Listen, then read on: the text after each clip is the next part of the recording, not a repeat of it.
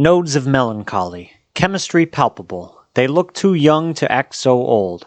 Connected to his emotions. They're not subtle. The past isn't real. These are a few notes I took before We Live in Time, starring Florence Pugh and Andrew Garfield. But before I get to that, let me get to the drink I'm drinking so that I can talk in front of a camera. The drink this week is a blueberry wine from North Korea, which I received at the DMZ when I visited there with my family. The DMZ really freaked me out. The DMZ really freaked me out because it was really commercialized and it looked like just a normal tourist event, even though it was a military zone with 50 years of brutal history. It felt wrong to be there, but I could not resist this blueberry wine, which I bought there because it said it was from North Korea. It's really more of a fortified wine because it's 38% alcohol, and I've had it before, and it's not my favorite drink, but I'm having it now because it's a blueberry wine, and this movie is blue.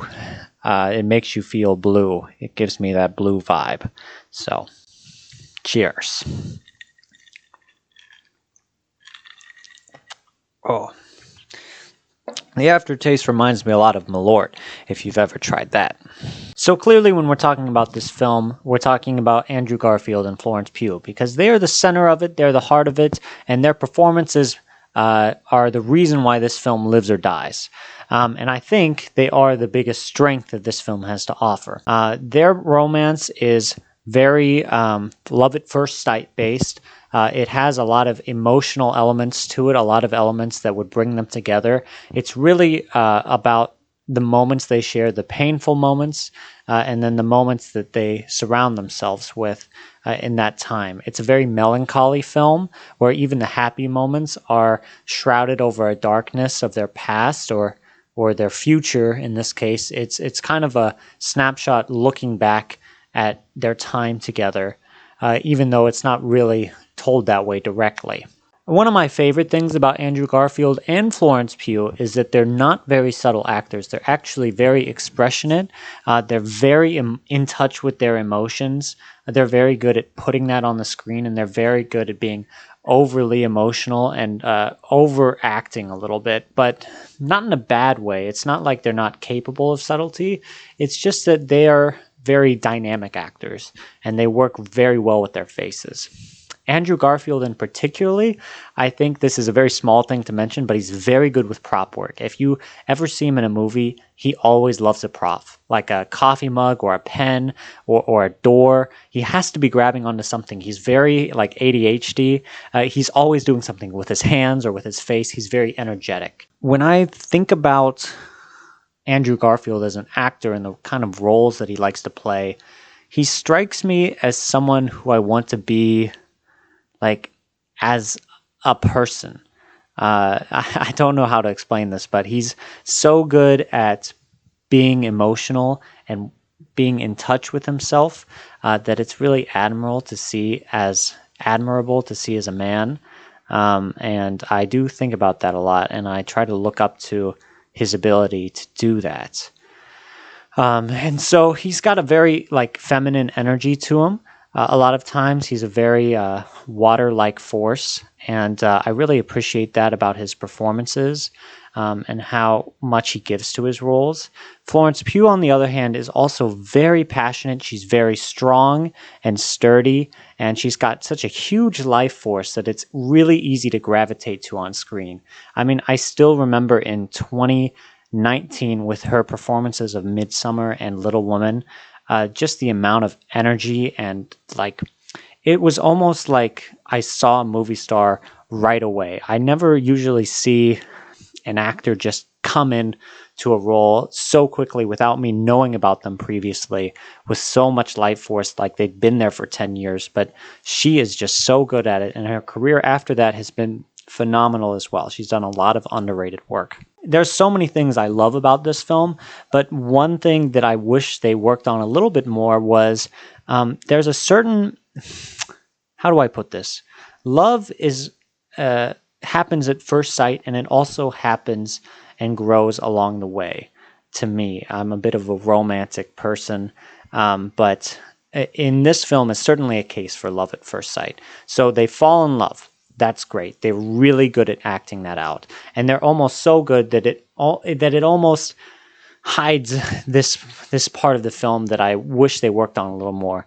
But there's a process in which you fall even more in love with someone within your conversations and the way that you're talking, and like intellectually you fall in love with them more and more as you talk with them.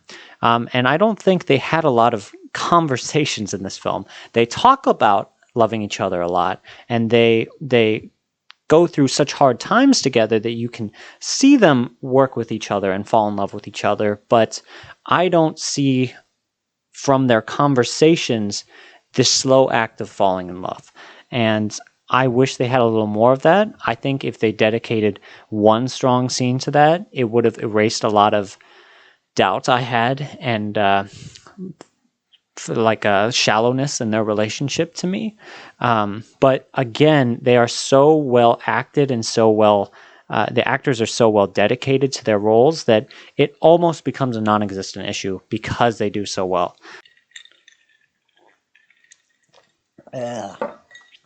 God damn. Going back to this melancholy energy, I think the lighting did a good job of working with that. It was a very dark movie. Even when they were in daylight in the film, it was always shrouded in clouds. It was kind of the huey morning kind of look to it, and it had a blue kind of color correction. It worked really well for the shroud of darkness that overhangs this film and the kind of sadness that comes from all of these happy moments. I think they did a really good job of exploring that emotion from the set design and the tone of the film and the lighting. And it's an emotion that's really well defined and really well delved into. It's an emotion that's really powerful for us all. And I think it's an emotion that deserves its own film. And I always talk about how if you're going to go into love as a concept, that you have to dedicate an entire film to it. And I appreciate that this film is centrally about love. And it's all about that and nothing else. They have little moments together, which I thought were really cute, especially a certain sequence they have in a gas station. I thought that was a really well done scene and something that I hadn't seen before as far as what they were doing. So just that small scene or little things with the kid, I thought the kid was very cute. She didn't have to do much. She just had to be cute, and she did a great job of that. She was fantastic. But the...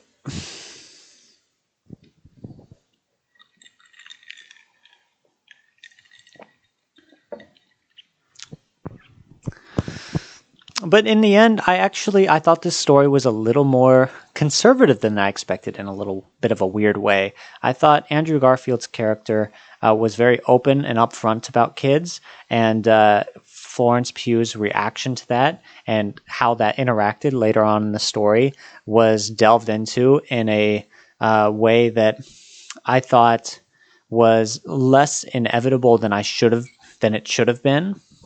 I thought the characterization and the perspective of this problem that they were having, I thought it would have gone in a bit of a different direction. I think they handled it pretty well. I just don't feel like they handled it 100% with the perspective that it needed.